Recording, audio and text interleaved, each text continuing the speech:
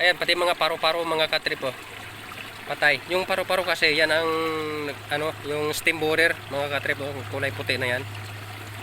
Yung nakikita nyo yung parang darak na yan, parang ipa na no, kadami. Ayan yung kuto ng palay. So, ayan mga kasaka no, sa araw na ito mag-i-spray ako ng aming palayan. So ngayon, ito mga katrip yung ano ko, yung gagamitin. Ayan, Gold Rush. Yan. Kasi mabisa daw ito. Hindi umano, no? Pero first time ko pong mag-spray. Mabisa daw ito sa steam borer, mga insekto. So ngayon, sa pagkakataong ito mga katrip, after mag-spray natin mamaya, iikotin natin. So, para malaman talaga natin kung talagang epektibo nga ito sa mga insekto. Dito sa amin mga katrip, dito sa Mindoro, 1,200 ang isang litro. So, isang ganito niya, 1,200. So, isisik muna natin bago natin gamitin.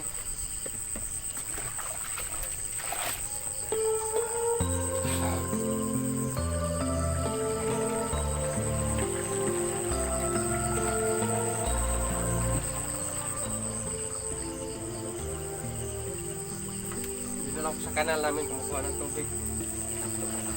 Malabo nga lang.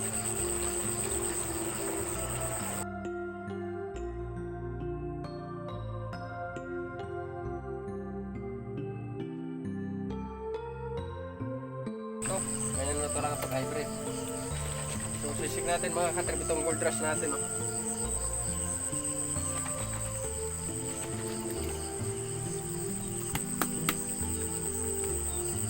Takal natin dito mga katrip ay dalawang takip.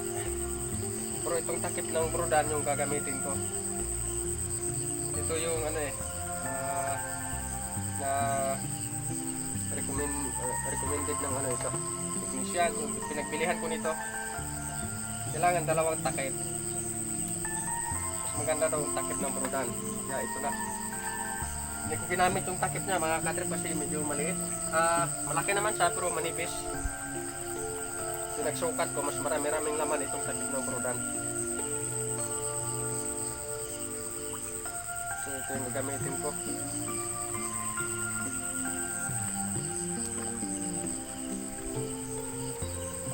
Tapos kung mag-spray mamaya, iikutin natin para at least sa mga ka-farmers natin dyan, may idea sila kung anong mag-iisang gamot.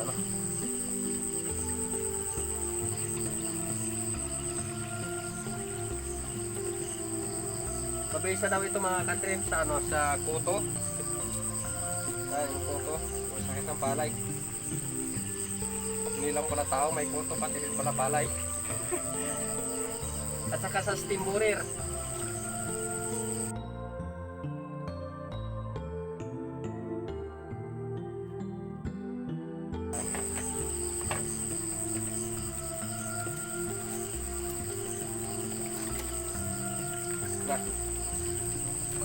Ay, bigat ka na trip.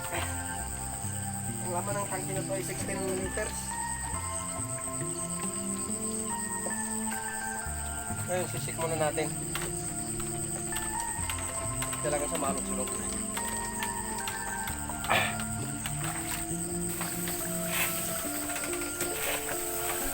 Ganito, kahirap mga kapit yung mahunan na yung magsasaka.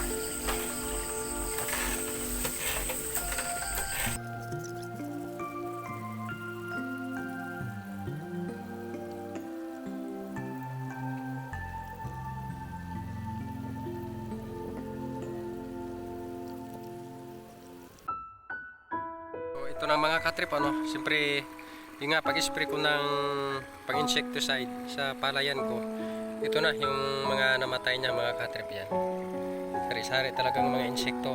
Yan, mas marami itong mga katrip. Yan, pati itong paru-paro guys, patay niya. Ayan, daming paru-paro. Ito yung mga insektong kaya niyang patayin. Ito yung mga mainit sa palay ito mga katrip. Dami pa mga katrip, oh. Kahapon ko pa ito in-sprayan. Ito mga katrip, oh. Kaya niyang patayin yung paru-paro. Yan.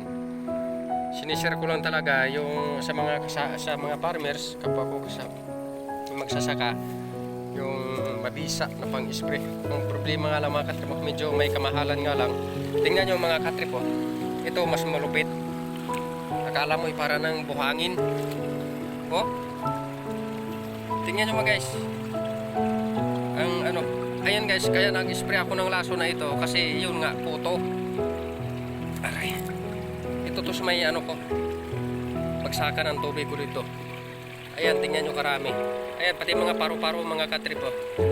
Patay. Yung paru-paro kasi yan ang ano, yung steam borer mga katrip, oh. Kulay puti na yan. Yung nakikita nyo, yung parang darak na yan, parang ipa na, no? Kadami. Ayan yung kuto ng palay. Kaya recommended ko talaga sa inyo mga katrip. Di bali magtiis kayo sa mahal, at least nagkasigurado kayo yung gold rush. Yan yung gagamitin yung mga katrip, gold rush. Ito yung palayan ko na in-sprayhan ko. Ayan. Pero hindi ko pinopromote ito mga katrip, ha. Kumbaga ito bilang tulong ko na rin sa kapwa ko, ano, kapwa ko farmers. Para wag na kayo maghanap ng iba pang ano, gamot ng palay nyo pang spray. Gold rush lang, sapat na. Ayan, thanks for watching.